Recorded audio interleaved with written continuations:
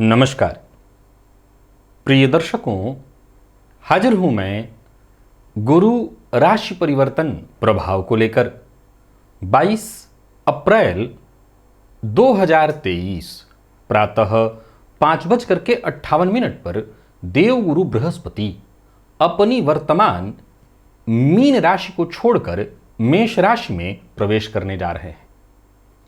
मेष से लेकर मीन राशि पर्यंत प्रत्येक राशि के जातकों के लिए धन, शिक्षा, संतान, विवाह, मान सम्मान, ऊंचाई के कारक देवगुरु बृहस्पति क्या प्रभाव लेकर के आ रहे हैं आपके जीवन काल में, इसकी इस विषय पर हमारी बृहद चर्चा जारी है। और इस चर्चा का आज अंतिम दिवस। देवगुरु बृहस्पति 1 मई 2024 को वृषभ राशि में प्रवेश करेंगे। प्रिय दर्शकों, देवगुरु बृहस्पति का हमारे जीवन पर कितना प्रभाव है ये बताने की आवश्यकता नहीं है। बाल्यकाल से लेकर के जीवन के आखिरी क्षण तक देखें तो सब देवगुरु के प्रभाव में ही दिखाई पड़ता है। जब जब ये राशि परिवर्तन करते हैं तो इनके राशि परिवर्तन से हमारे जीवन पर इसका गहरा विशेष प्रभाव पड़ता है। देवगुरु बृहस्पति इस समय अपनी जल तत्वीय राशि साधारण राशि मीन राशि में गोचर कर रहे हैं और अब ये मेष राशि में प्रवेश करने जा रहे हैं, जो कि मंगल की मूल त्रिकोण राशि है। इस विषय पर हमारी बृहद चर्चा जारी है और अब तक हमने मेष से लेकर धनु लग्न और राशि पर्यंत प्रत्येक राशि के जातकों और लग्न और राशि के जातकों के लिए देवगुरु बृहस्पति के गोचर को भली भांति समझ लिया है। अब आज पुनः 3 लग्न और राशि के जातकों के लिए चर्चा है। मकर, कुंभ, मीन, ये तीनों लग्न और राशि के जातकों के लिए देवगुरु का यह गोचर आपके जीवन में कैसा प्रभाव लेकर के आ रहा है। गौर करिए, ये तीनों ही लग्न और राशियां इस समय वर्तमान में शनिदेव की 7.5 से गुजर रही हैं। तो आपके लिए देवगुरु का यह गोचर कैसा प्रभाव लेकर के आ रहा है, देवगुरु की इस गोचर से आपके जीवन पर कितना अंतर इससे पड़ेगा, कितना आपके लिए लाभदायी होगा, हम इस विषय पर चर्चा करेंगे। तो चलिए चर्चा प्रारंभ करते हैं। सबसे पहली चर्चा जो है आज मकर लग्न और राशि के जातकों के लिए, यानी आप अपनी जन्म कुंडली को खोलिए। आपकी जन्म कुंडली यदि 10 नंबर से प्रारंभ होती है अथवा आपकी जन्म कुंडली में चंद्रमा 10 नंबर में बैठे हैं तो यह राशिफल मूलतः आपके लिए है। अब मैं आगे की कुछ चर्चाएं जो पूर्व में भी कई बार दोहरा चुका हूं, आपके लिए दोहरा देता हूं। सबसे पहले तो ये जानिए कि यह राशिफल मैं लग्न और राशि दोनों के आधार पर बता रहा हूं और आपको ऐसे ही देखना है, अर्थात आप लग्न को भी सुनिए और राशि को भी सुनिए और दोनों का मूल्यांकन करिए। अगर लग्न भी अच्छा है, राशि भी अच्छी, यानी दोनों का प्रभाव अच्छा सुनने में आ रहा है तो यह गोचर बहुत बढ़िया होगा आपके लिए। लग्न अच्छा परंतु राशि कष्टदायी या राशि कष्टदायी लग्न अच्छा तो मध्यम होगा, और दोनों के दोनों अगर खराब मैंने बताया तो फिर कष्ट या परेशानी दे सकता है। प्रिय दर्शकों, एक और बात आपको ध्यान में रखना होगा कि गोचर मौसम की तरह होता है और मौसम का मिजाज समझना है तो अपनी वर्तमान परिस्थिति समझनी होगी। आपकी दशा कैसी है, आपकी स्थिति कैसी है, आप स्वस्थ हैं या रोगी। अगर रोगी हैं तो मौसम सुहावना भी हो जाए तो क्या फर्क पड़ता है आपके जीवन पर, और मौसम यदि आप स्वस्थ हैं, सब कुछ ठीक है, तो मौसम बिगड़ भी जाए तो ज़्यादा क्या फर्क पड़ेगा, ज़्यादा से ज़्यादा छींक आएगी, सर्दी हो जाएगा और क्या होगा। बस ऐसे ही समझना होता है गोचर को। देवगुरु बृहस्पति का मेष राशि में गोचर करना, वर्तमान समय में देवगुरु बृहस्पति आपकी राशि से तृतीय भाव में गोचर कर रहे हैं और अब ये आपकी राशि से चतुर्थ में जाएंगे। शनिदेव इस समय आपकी राशि से दूसरे भाव में गोचर कर रहे हैं, जिसके चलते 7.5 की आखिरी ढैया आपको चल रही है। और ये बात जान लेना है कि इस समय गोचर कुंडली में आपका ये जो तीसरा भाव है तो पाप मध्यत्व में, लेकिन उससे भी ज्यादा जरूरी समझना है कि देवगुरु बृहस्पति जो कि आपकी राशि से चतुर्थ में गोचर करने जा रहे हैं, कालपुरुष की कुंडली में यहां पर कर्क राशि होने के चलते एक तरह से ये भाव जो है देवगुरु बृहस्पति का उच्च भाव है। हर ग्रह के लिए उसका उच्च भाव होता है। जैसे सूर्य को लग्न में अत्यंत श्रेष्ठ माना गया है। असल में देखें तो सूर्य का लग्न में होना इस बात की सूचना है कि सूर्योदय के आसपास की कुंडली है, सूर्योदय के आसपास की। अब सूर्योदय के आसपास की कुंडली एकदम से बली नहीं हो सकती, लेकिन वहां पर सूर्य को बल, स्थान का भी बल मिल जाता है क्योंकि उनकी उच्च राशि होती है। मंगल को अगर देखें तो 10वें भाव में विशेष बल प्राप्त होता है क्योंकि यहां स्थान इनका कालपुरुष की कुंडली के हिसाब से मकर राशि यहां बनती है, उच्च राशि बनती है, फलतः यहां पर उनको स्थान का विशेष बल मिल जाता है। तो वैसे ही देवगुरु बृहस्पति को इस स्थान का पहले तो बल मिल रहा है। एक दूसरा, हैं ये चतुर्थ में गोचर कर रहे हैं और शनि की दृष्टि से दृष्ट होंगे। तो शनि की दृष्टि से दृष्ट होने के चलते थोड़ी परेशानी तो आएगी, लेकिन मैंने कई बार अपने कार्यक्रमों में एक बात का जिक्र किया है कि शनिदेव को क्षेत्र का कारक कहा गया है और जन्म कुंडली का जो चौथा भाव है वो क्षेत्र का भाव है। फलतः इस पर शनिदेव की दृष्टि पड़ने से निसंदेह जो गृह कलह की स्थिति है, माता के स्वास्थ्य में जो परेशानी की स्थिति है, ऐसा नहीं है कि उस परेशानी से जातक एकदम बच जाएगा, उसको कोई परेशानी आएगी ही नहीं, परंतु ये अवश्य देखने में आता है कि भूमि, भवन, वाहन इत्यादि जो सुख हैं, भौतिक सुख, वो कहीं ना कहीं जातक हासिल कर ही लेता है। चलिए चर्चा हम प्रारंभ करें और देव गुरु बृहस्पति की इस गोचर को मकर राशि के जातकों के लिए जरा समझने का प्रयत्न करें, जो कि वर्तमान समय में 7.5 की आखिरी ढैया से गुजर रहे हैं। तो चतुर्थ का गोचर देखा जाए तो आपके लिए बहुत अच्छा है, इसमें कहीं कोई दो मत नहीं है कि इस गोचर को मैं आपके लिए अत्यंत श्रेष्ठ कहूंगा। धन, धर्म और आध्यात्मिक विचारों में वृद्धि के योग बनते दिख रहे हैं। धन भी बढ़ेगा, धर्म भी बढ़ेगा और आध्यात्मिक विचार भी बढ़ेंगे। आप सीधा से सादा जीवन जीने में और ज़्यादा विश्वास करेंगे। इस गोचर काल के दौरान देखें तो आपका व्यवहार औरों के प्रति बड़ा ही मधुर और सौम्य हो जाएगा, जो कि बहुत बढ़िया है। समाज में इसी के चलते मान सम्मान में आपकी वृद्धि होगी। देखा जाए तो आपके अपने नज़दीकी जो लोग हैं, ये जरूर पॉइंट नोट करिए, वो चाहे आपके करीबी बहुत हों, जिन पर आपको बहुत भरोसा हो, वो आपके साथ के लोग, आपके नीचे काम करने वाले लोग, यानी कहीं ना कहीं विश्वासघात जिन पर ज़्यादा आपको भरोसा हो, उन्हीं से होने वाला है। तो ये पॉइंट आप नोट कर लीजिए। संयम के साथ आपको काम लेना है, धैर्य से काम लेना है, परिस्थितियों को संभालने का जितना हो सके प्रयत्न करना है, ताकि शांति से आप इस गोचर को बिता लें और इसका अच्छे से लाभ उठाएं।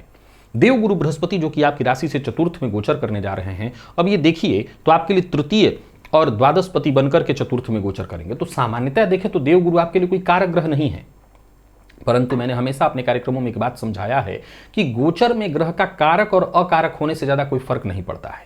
इससे हमें ज्यादा कोई अंतर नहीं पड़ना चाहिए। ग्रह कारक है या अकारक, वो किस भाव में है, किस स्थिति में है, ये ज्यादा मायने रखता है। अब देव गुरु बृहस्पति के पास जो दृष्टियां हैं वो आप जानते हैं। पहले तो वो अपनी 5वीं दृष्टि, 7वीं और 9वीं 3 दृष्टियां वो जो रख रहे हैं, जहां बैठे हैं उस भाव को भी समझ लीजिए। तो देव गुरु बृहस्पति चतुर्थ में बैठ करके सुख में वृद्धि करेंगे, परंतु शनि की दृष्टि से दृष्ट और राहु से युक्त होने के कारण वो सभी लोग जिन पर आपको बहुत ज्यादा भरोसा होगा, उनसे विश्वासघात हो जाएगा। एक उदाहरण से समझिए कि देव गुरु की दृष्टि कर्म पर पड़ रही है। कार्य क्षेत्र में आपसे वादा किया गया है कि प्रमोशन इस वर्ष आपको मिलना ही मिलना है। फाइनली आप तैयार होकर बैठे और हो सकता है तो गत्वा न मिले प्रमोशन। राजनीति में है, फाइनल हो गया है कि आपको टिकट नहीं तो किसको टिकट मिलेगा, टिकट तो आप ही को मिलना है। आप एकदम फाइनली तैयार मन ही मन बैठे हुए हैं और अंत तो गत्वा जब बारी आएगी तो आपको कुछ ऐसा समझा दिया जाएगा कि विश्वासघात कौन करता है, जिस पर विश्वास हो, तो ऐसा समझा दिया जाएगा भाई इस बार आपको रुकना पड़ेगा, तो ऐसा ही होगा, टिकट नहीं कट पाएगी। वैसे ही जहां जहां जिन चीजों पर आपको बहुत ज्यादा भरोसा और जहां से भरोसा हो वहीं से दिक्कत आने वाली है। चौथा भाव मित्र का भी भाव होता है। अब जिस मित्र पर आपको बहुत भरोसा था, आंख बंद करके भरोसा था कि ये है तो कोई दिक्कत ही नहीं, संभव है कि समय आएगा तो वो बंदा हाथ खड़ा कर देगा, तो ये परेशानी आएगी। परंतु आप अपने पुरुषार्थ में कमी मत लाइएगा। तृतीय पति बनकर के चतुर्थ में देव गुरु गोचर कर रहे हैं, जितना हो सके अधिक से अधिक पुरुषार्थ करिए। पुरुषार्थ करेंगे तो भूमि, भवन, वाहन के सुखों में वृद्धि होगी। दीर्घ काल से चली आ रही कोई परेशानी थी तो उससे आपको मुक्ति मिलेगी। आकस्मिक धन लाभ भी होगा। जो रुके हुए कार्य थे वो आकस्मिक ढंग से बनेंगे, ये बहुत अच्छा है आपके लिए। देव गुरु की दृष्टि दशम पर पड़ने से ठीक है कि वादा करके अंत में लोग मुकर जाएंगे, लेकिन फिर भी आपके पुरुषार्थ के कारण आपके काम बन सकते हैं। और सबसे बड़ी बात, अगर आप मकर लग्न या राशि के हैं और विदेश गमन के लिए प्रयत्नशील हैं, बहुत दिनों से प्रयास कर रहे हैं और बात नहीं बन रही है, कोई ना कोई सरकारी अड़चन आ रही है, तो यहां पर आपके लिए बहुत अच्छा रहने वाला है। निसंदेह यहां देरी हो सकती है, लेकिन रिजल्ट आपके पक्ष में आएगा, क्योंकि ये एक पर्सनल काम हो जाएगा। किसी और का ज़्यादा मुंह नहीं देखना है। हो सकता है कुछ कानूनी अड़चनें आए, कुछ दिक्कतें आए, लेकिन वो भी गुरु की दृष्टि पड़ जाने के चलते द्वादश पर आपकी ये परेशानी दूर होगी। और विदेश जाना चाहते हैं तो आपका काम बनने वाला है। तो इस मामले में आप भाग्यवान हैं, विदेश जा सकते हैं। वो विद्यार्थी जो शिक्षा के लिए विदेश जाना चाहते हैं उनके लिए बढ़िया है, या वो सभी लोग जो भारत छोड़ करके, अपना देश छोड़ करके विदेश में हैं और वहाँ पर अपना घर इत्यादि बनाना चाहते हैं, तो उनके लिए यह गोचर उत्तम होता दिखाई पड़ रहा है और ये चाहत आपकी पूरी होगी। एक और पॉइंट, जैसा मैंने बताया कि अभी वर्तमान में आप 7.5 के दौर से गुजर रहे हैं, आप जानते हैं 7.5 की आखिरी ढैया है, तो मानसिक अशांति परेशानी तो रहेगी ही रहेगी, चिंता थोड़ी सी रहने वाली है। लेकिन देव गुरु बृहस्पति का यह गोचर आपके जीवन काल में आपके लिए मरहम लगाने वाला है। एक और बात, मैं सदैव कहा करता हूं कि गोचर में चतुर्थ में जब भी कोई ग्रह गोचर करता है तो बहुत अच्छा नहीं कहलाता। वो ग्रह कहीं ना कहीं सामान्य साधारण प्रभाव देने वाला बन जाता है। गुरु के लिए भी ये बात लागू होती है, लेकिन इसके बावजूद मैं कहूंगा कि जहां 7.5 के चलते मानसिक अशांति और परेशानी आप देख रहे हैं, वहां पर तो बहुत हद तक देवगुरु आपके लिए राहत की स्थिति उत्पन्न करेंगे और सुख के मामले में अगर थोड़ी सी भी वो वृद्धि कर देते हैं तब तो फिर आप कह ही सकते हैं कि यह गोचर आपके लिए बहुत बढ़िया है। क्या करना है? पूजा पाठ करना है, माता के स्वास्थ्य का ख्याल रखना है, सब पर भरोसा करिए, पर इतना नहीं कि कोई आपके विश्वास के साथ खेल जाए। तो ये जरूर आप ध्यान रखिए और अपने भोजन में से पहले गोग्रास निकाल करके गाय को देते रहिए। इससे यह गोचर शांति से निकलेगा और आपको किसी भी तरह की कष्ट और परेशानी से नहीं जूझना पड़ेगा। कुंभ लग्न और राशि के जातकों के लिए देवगुरु बृहस्पति का यह गोचर कैसा प्रभाव लेकर के आ रहा है? 22 अप्रैल 2023 देवगुरु अपनी वर्तमान मीन राशि को छोड़कर मेष राशि में प्रवेश करने जा रहे हैं।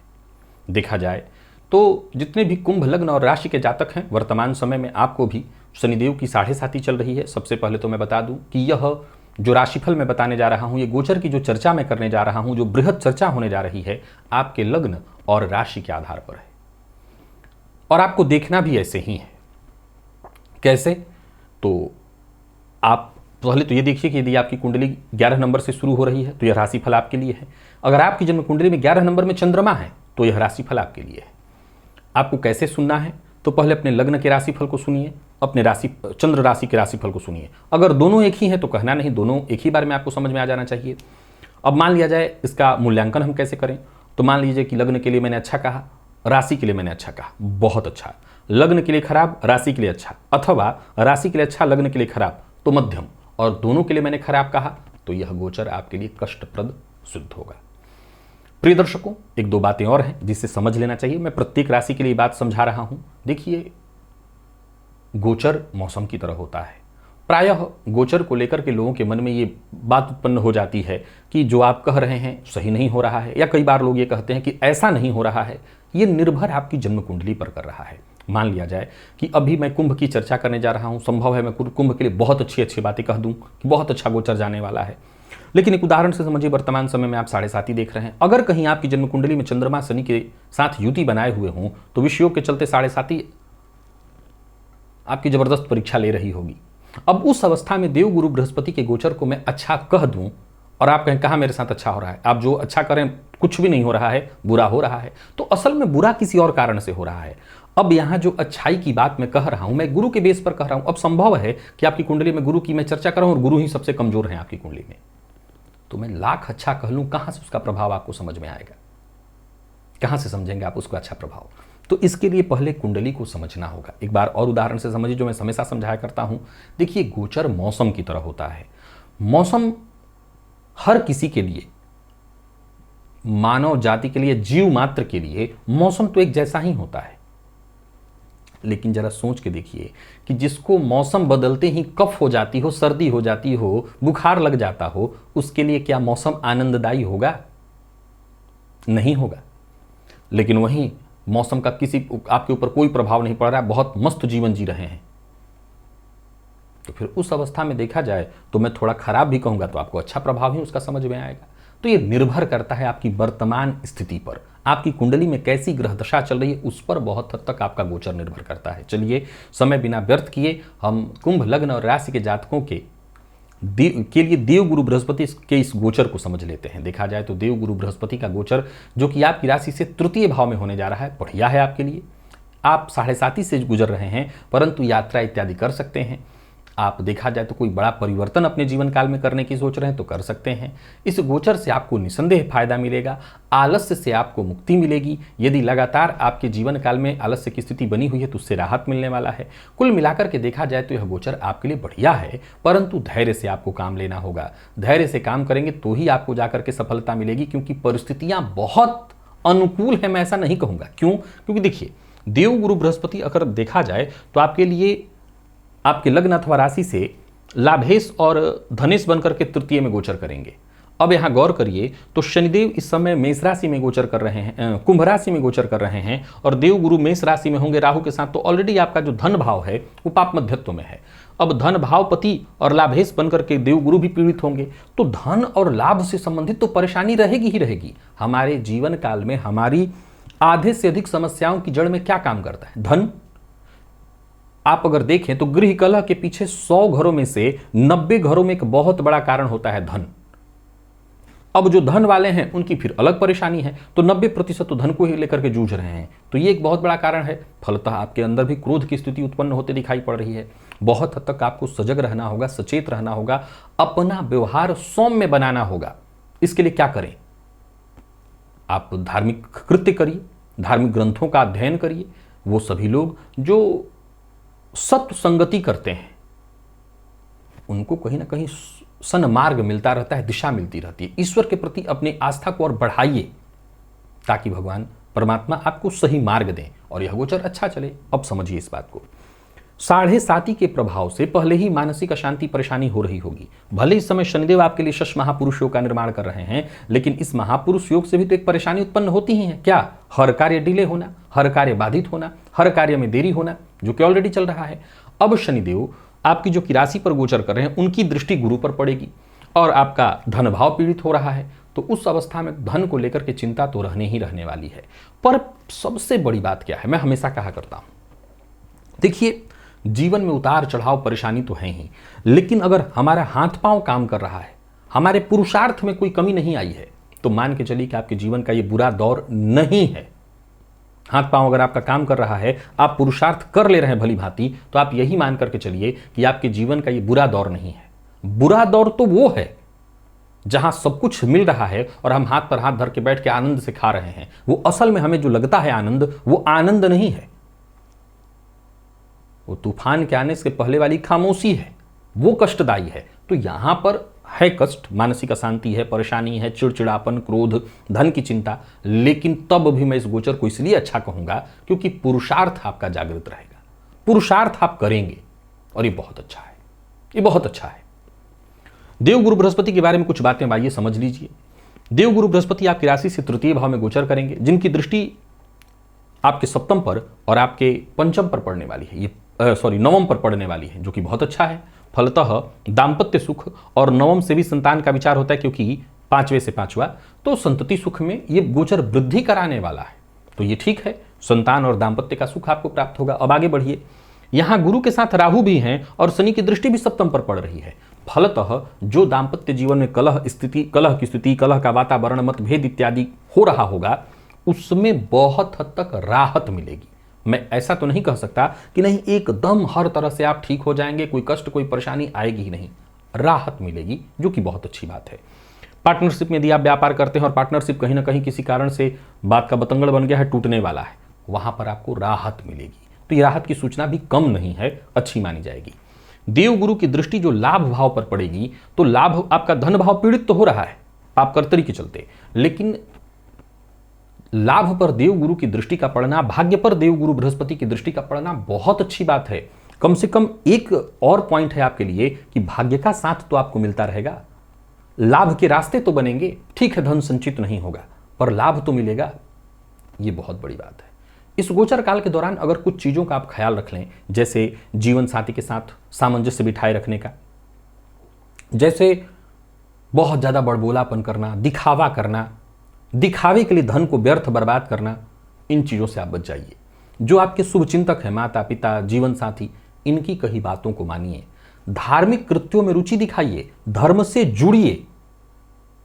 वैसे तो आप कुंभ लग्न और राशि के हैं, तो मैं जानता हूं इस लग्न के अंदर और राशि के अंदर धार्मिक स्वभाव है।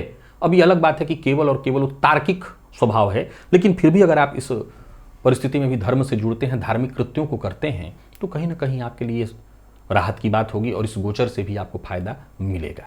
और मैं 100 बातों की एक बात कहूंगा कि इस पूरे गोचर से, जो कि बहुत अच्छा नहीं है, आपको इस तरह से फायदा अवश्य मिल सकता है कि आप धर्म से जुड़िए, धार्मिक कृत्य करिए, अपने इष्ट देवता की आराधना करिए, मंदिर नित्य जाया करिए, दर्शन किया करिए, घर में नित्य घी का दिया सायंकाल जलाया करिए, इससे फायदा मिलेगा। और सबसे जरूरी है, गृह कलह से बचिए, जीवन साथी का अपमान न करिए। अब उपाय क्या करना है? केशर का तिलक लगाइए, गाय को घर की पहली रोटी खाने के लिए दिया जाए, गाय को गुरुवार के दिन गुड़ खिलाया जाए, या चने की दाल दी जाए। चने की दाल मंदिर में जाकर के दान भी आप कर सकते हैं, इससे भी आपको राहत मिलेगा। तो ये छोटे छोटे उपाय हैं जो आप अपने जीवन से जोड़ लीजिए। देखिए, परिस्थितियां पूरी तरह से बदल तो नहीं जाएंगी, लेकिन ये जरूर होगा कि जहां मानसिक कष्ट, अशांति और परेशानी से ज़्यादा आपको जूझना पड़ेगा, वहां बहुत हद तक राहत मिल जाएगा, और बाकी गुरु सुरक्षा तो दे ही रहे हैं। मीन लग्न और राशि के जातकों के लिए 22 अप्रैल 2023 देवगुरु बृहस्पति का ये गोचर आपके जीवन में कैसी स्थिति उत्पन्न करने जा रहा है, चलिए इस विषय पर हम चर्चा कर लें। देखा जाए तो वर्तमान समय में शनि 7.5 की प्रथम ढैया आपको भी चल रही है। अब देवगुरु बृहस्पति जो कि वर्तमान में आप ही की राशि पर गोचर कर रहे हैं, आपकी राशि से द्वितीय भाव में गोचर करना अब ये प्रारंभ करेंगे। सबसे पहले तो जान लीजिए यह राशिफल जो मैं आपको बता रहा हूं आपको कैसे देखना है। अपनी जन्म कुंडली को खोलिए। यदि 12 नंबर से आपकी जन्म कुंडली प्रारंभ होती है तो यह राशिफल आपके लिए है। यदि चंद्रमा 12 नंबर में है तो यह राशिफल आपके लिए है। आगे बढ़ते हैं। इस राशिफल को आप दो तरह से देखिए, एक लग्न के आधार पर और एक राशि के आधार पर, और दोनों को मिला करके तब इसका सही मूल्यांकन आप कर सकते हैं, सही आकलन कर सकते हैं। मान लिया जाए कि मैंने लग्न के लिए अच्छा कहा, राशि के लिए अच्छा कहा, तो यह गोचर आपके लिए बहुत बढ़िया है। लग्न और राशि दोनों के लिए खराब कहा तो यह गोचर कष्टदायी होगा। लग्न के लिए अच्छा, राशि के लिए कष्ट, अथवा राशि के लिए अच्छा, लग्न के लिए कष्ट, तो यह मध्यम गोचर आपके लिए होने जा रहा है। प्रिय दर्शकों, मीन राशि और लग्न, ये आखिरी लग्न और राशि है जिसकी चर्चा मैं करने जा रहा हूं। यह बृहत देवगुरु बृहस्पति की राशि की जो गोचर का जो चर्चा चल रही थी, अब वो समापन पर है। मैं यहां पर अंतिम ये बात पुनः दोहरा देता हूं कि देवगुरु बृहस्पति के गोचर की हम चर्चा कर रहे हैं। देवगुरु का हमारे जीवन पर कितना प्रभाव है ये बताने की आवश्यकता नहीं कि जन्म से लेकर के मृत्यु पर्यंत जहां तक आपकी दृष्टि जाएगी, देवगुरु बृहस्पति का ही आपको प्रभाव समझ में आएगा। प्रिय दर्शकों, गोचर मौसम की तरह होता है। निसंदेह शनि की 7.5 की प्रारंभिक ढैया का कुछ हद तक प्रभाव मिलना शुरू हो चुका होगा। 12वें में गोचर कर रहे हैं, फलतः ये धन की हानि कराते हैं, नाना प्रकार की परेशानी लाते हैं, मानसिक अशांति लाते हैं, धन संचित नहीं होने देते हैं, तो कष्ट तो मिल ही रहा होगा। देवगुरु बृहस्पति के इस गोचर से कितना आपको अच्छा और कितना बुरा प्रभाव मिलने वाला है ये हमें बस समझना है। तो जैसा कि मैं कह रहा था, गोचर मौसम की तरह होता है। अर्थात अब मान लिया जाए कि आपकी जन्म कुंडली में कोई और ऐसी ग्रह स्थिति चल रही है जो थोड़ी कष्टदायी है, तो संभव है कि अगर मैं अच्छा गोचर भी बताऊं तो शायद आपके समझ में ना आए। फिर भी आइए देवगुरु बृहस्पति के इस गोचर को हम समझने का प्रयत्न करें। देवगुरु बृहस्पति आपकी राशि से दूसरे भाव में गोचर करने जा रहे हैं, और दूसरे भाव के बारे में आप जानते हैं, ये धन का भाव है, ये पैतृक संपत्ति का भाव है, ये आपकी वाणी का भाव है, ये खाने पीने का भाव है। ये भाव अत्यंत महत्वपूर्ण है। फलतः देवगुरु बृहस्पति के इस गोचर को, जो कि द्वितीय भाव में होने जा रहा है, व्यय कारक होगा। लेकिन किन मामलों में? तो मांगलिक कार्य आपके घर में संपन्न हो सकते हैं, फलतः खर्च होने वाला है तो कोई दिक्कत नहीं है। घर में मेहमानों के आवागमन पर आपका खर्च बढ़ने वाला है, जो कि कहीं कोई दिक्कत नहीं, बल्कि इससे मन थोड़ा राहत में रहेगा, मन में प्रसन्नता भी देखने को मिलेगी। गृहस्थ जीवन के दृष्टिकोण से भी इस गोचर को ठीक ठाक कहा जाएगा। जीवन साथी का साथ आपको मिलने वाला है, या यूं कहें कि जीवन साथी के साथ संबंध में मधुरता भी देखने को मिलेगी। इस गोचर काल के दौरान किसी के साथ भी आपको शत्रुता नहीं करनी चाहिए। शत्रुता करने से आप अपना ही नुकसान करेंगे। हालांकि ये बात तय है कि आप अपने शत्रुओं पर भारी पड़ेंगे, पर फिर भी आपका नुकसान होगा। तो मैं कहूंगा शत्रुता से दूर रहिए। कामकाज में वृद्धि होगी, धन आएगा, धन जाएगा, तो ये कोई चिंता की बात नहीं। आना जाना तो लगा रहता है जीवन काल में। कुल मिलाकर के इस गोचर को मैं कहूंगा तो आपके लिए ठीक, लेकिन जरा सा इस गोचर को समझने की आवश्यकता है। इस बार ये जो गोचर होने जा रहा है थोड़ा अलग है। पहले तो देवगुरु बृहस्पति के बारे में जानिए। अस्त अवस्था में पहले वो राशि परिवर्तन कर लेंगे। चलिए अस्त अवस्था की बात तो हम भूल जाते हैं, क्योंकि कुछ ही दिनों के बाद जब राशि परिवर्तन सूर्य कर लेंगे तो बाकी का समय तो हमें प्राप्त हो ही जाएगा। लेकिन समस्या ये है कि राहु के साथ रहेंगे गुरु, और शनि की दृष्टि से दृष्ट रहेंगे। शनि की दृष्टि है विच्छेदात्मक। अब देवगुरु बृहस्पति जो कि आपकी कुंडली में आपके कर्म और आपके व्यक्तित्व के स्वामी होकर के धन में गोचर करेंगे, तो कर्मपति जब धन में गोचर करते हैं तो निसंदेह ये बहुत अच्छा है, धनकारक स्थिति है। लेकिन शनिदेव की दृष्टि पड़ जाने के चलते थोड़ी परेशानी उत्पन्न होगी। धन संग्रह होने में दिक्कत आएगा, वाणी में कड़वाहट उत्पन्न होगी, आप ऐसा बोल बैठेंगे जिससे आपके चाहने वाले भी आपके शत्रु बन जाए। तो ये आपको ध्यान में रखना होगा। अब आगे बढ़िए। देवगुरु बृहस्पति द्वितीय भाव में गोचर कर रहे हैं। इनकी जो 5वीं दृष्टि पड़ेगी वो षष्ठ पर, सातवीं दृष्टि पड़ेगी आपके अष्टम पर और नौवीं दृष्टि जो पड़ेगी इनके कर्म भाव पर आपके, ये बहुत अच्छा है।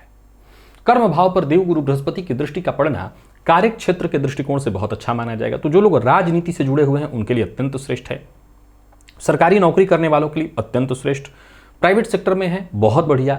नौकरी में परिवर्तन चाहते हैं, ट्रांसफर की कामना रखते हैं, बहुत बढ़िया।